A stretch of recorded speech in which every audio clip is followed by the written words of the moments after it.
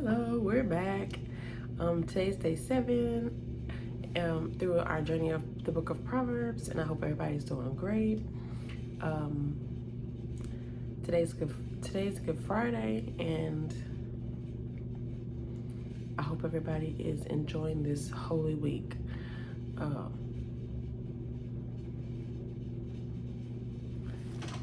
And today we're going to be reading through chapter 7. And this chapter is actually broken down into two different kind of sections. The first section is actually not headed, and then the second part, starting at verse 6 through verse 27, is titled A Story of Seduction. So it's just that one kind of section in the first section that doesn't really have a header. So we're going to break that, break everything down and see what we see once we read. So let's get started. My son, obey my words and treasure my commands. Keep my commands and live, and guard my instructions as you would the pupil of your eye. Tie them to your fingers. Write them on the tablet of your heart. Say to wisdom, you are my sister, and call understanding your relative. She will keep you from a forbidden woman, a wayward woman with her flattering talk. Verse 6. At the window of my house, I looked through my lattice.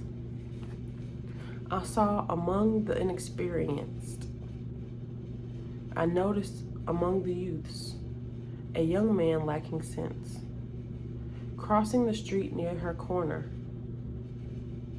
he strolled down the road to her house at twilight in the evening, in the dark of the night. A woman came to meet him dressed like a prostitute, having a hidden agenda. She is loud and defiant. Her feet do not stay at home.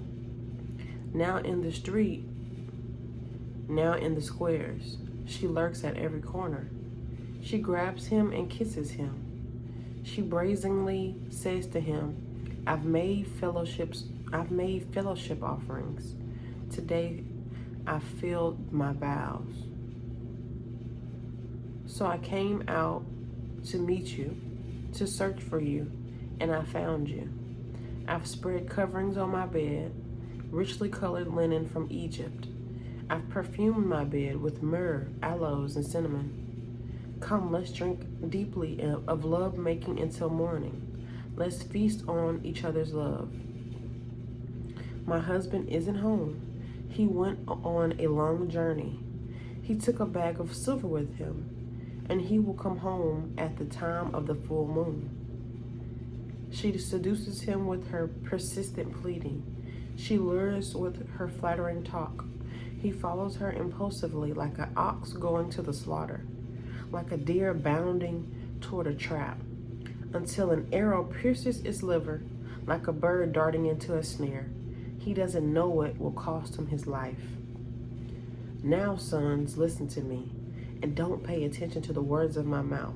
Oh, I'm going back. It doesn't say don't. Verse 24. Now, sons, listen to me, and pay attention to the words of my mouth. Don't let your heart turn aside to her ways. Don't stray on her paths. For she has brought many down to death. Her victims are countless. Her house is the road to Sheol, descending to the chambers of death. So that was the end of chapter 7.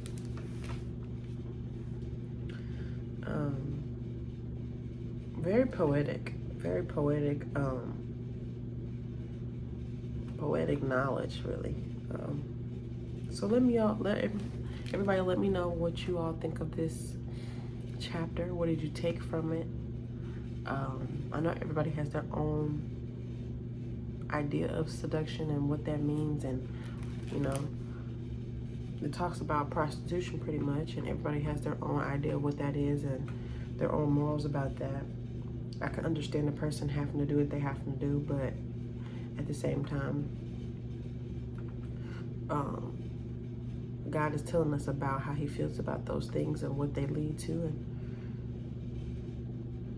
especially for men, and especially for kind of showing the characteristics of these type of people.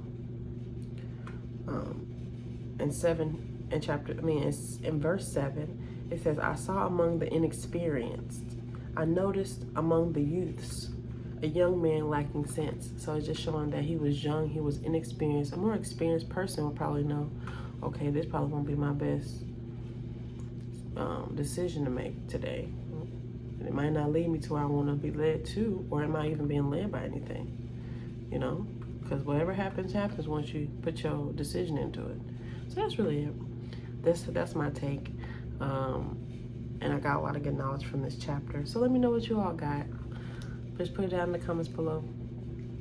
And thank you for all for tuning in. Hope you have a great day, and I hope you have an amazing day.